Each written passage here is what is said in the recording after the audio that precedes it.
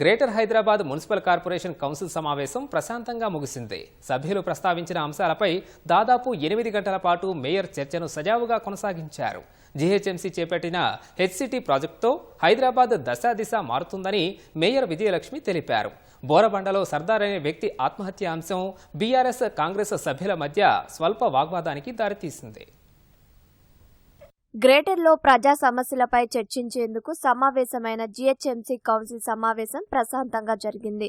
Mayor Gadwal Vijayalakshmi అధ్యక్షతన GHMC ప్రధాన కార్యాలయంలోని council హాల్లో నిర్వహించిన సమావేశానికి నగరంలోని అన్ని పార్టీల కార్పొరేటర్లతో పాటు ఎక్స్ అఫీషియో సభ్యులైన బీజేపీ ఎంపీలు రఘునందన్ రావు, ఈటెల రాజేందర్, ఎమ్మెల్యే దానం, మర్రి రాజశేఖర్ రెడ్డి, ఎమ్మెల్సీలు విజయశాంతి, బల్మూరి వెంకట్, అద్దంకి దయాకర్ హాజరయ్యారు. హెచ్సిటీ ప్రాజెక్టుతో హైదరాబాద్కు మహర్దశ రానుందని మేయర్ విజయలక్ష్మి తెలిపారు. జీహెచ్ఎంసీపై ఆర్థిక భారం పడకుండా ప్రభుత్వమే నిధులు వెచ్చిస్తుందన్నారు. బోరబండలో కార్పొరేటర్ ఫసియుద్దీన్ ఒత్తిడి వల్లే సర్దార్ అనే వ్యక్తి ఆత్మహత్య చేసుకున్నాడని బీఆర్ఎస్ నేతలు ఆరోపించడం వాగ్వాదానికి దారితీసింది. ఇప్పుడు కొత్తగా మేయర్ గారు చెప్తున్నారు, ఇప్పటి నుంచి కొత్తగా రివ్యూ మీటింగ్స్ జరుగుతాయి, అక్కడనే ఇష్యూస్ సాల్వ్ అయింది. మనం 1.5 year నుంచి ఏం చేస్తారు, నిద్రపోయినారా?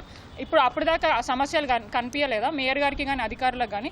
ఇప్పుడు ఏదో కౌన్సిల్లో మేము ప్రశ్నిస్తామని చెప్పేసి అడుగుతామని చెప్పేసి అప్పటికప్పుడు ఏదో తూతు మంత్రంగా రివ్యూ మీటింగ్స్ పెట్టడము లేదంటే కౌన్సిల్ మీటింగ్స్ పెట్టడమే జరుగుతుంది, కానీ గ్రౌండ్ రియాలిటీలో ఎక్కడ కూడా ఎటువంటి అభివృద్ధి కార్యక్రమాలు జరగట్లేదు. జనన మరణ ధృవీకరణ పత్రాల జారీలో అక్రమాలపై బీజేపీ కార్పొరేటర్లు మండిపడ్డారు. అక్రమ ధృవీకరణ పత్రాల వల్ల దేశ భద్రతకు ప్రమాదం వాటిల్లే అవకాశం ఉందని ఆందోళన వ్యక్తం చేశారు. అంతర్గత విచారణ జరిపి బాధ్యులపై చర్యలు తీసుకున్నట్లు ఆరోగ్య అధికారులు చెప్పారు. వాణిజ్య ప్రకటనల్లోనూ భారీగా అవినీతి జరుగుతుందని, జీహెచ్ఎంసీ ఆదాయానికి గండిపడుతుందని బీజేపీ కార్పొరేటర్ మధుసూదన్ ఆరోపించారు. మెట్రో రైలుపై వాణిజ్య ప్రకటనలు, ఆ సంస్థ చెల్లింపుల అంశం రాష్ట్ర ప్రభుత్వ పరిధిలో ఉన్నట్లు అధికారులు వెల్లడించారు.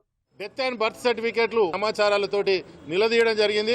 అక్కడ పూర్తి స్థాయిలో అక్రమాలు జరిగినాయి. దోషులను ట్రాన్స్ఫర్ చేసినా కానీ సస్పెండ్ చేయలేని పరిస్థితులు ఉన్నామని చెప్పి అది ఒప్పుకోవడం జరిగింది. రోడ్డు వేయకున్నా కూడా కాంట్రాక్టర్ బిల్లు చెల్లించి ఇది నిజమే అని చెప్పి కమిషనర్ గారు స్వయంగా ఒప్పుకోవడము.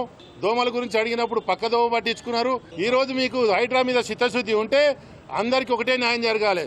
న్యూ సిటీకి ఒక తీరు ఉంటుంది, ఓల్డ్ సిటీకి ఒక తీరు ఉంటుంది. వర్షాకాలం ప్రారంభమైన నాలాల్లో డిసిల్టింగ్ పనులు మొదలు కాలేదని ఎంఐఎం కార్పొరేటర్లు సభ దృష్టికి తీసుకొచ్చారు. మేయర్ జోక్యం చేసుకుని త్వరలో నాలాల పునరుద్ధరణ పనులు చేపడతామని హామీ ఇచ్చారు. హైడ్రా పనితీరుపై పార్టీలకు అతీతంగా కార్పొరేటర్లంతా హర్షం వ్యక్తం చేశారు.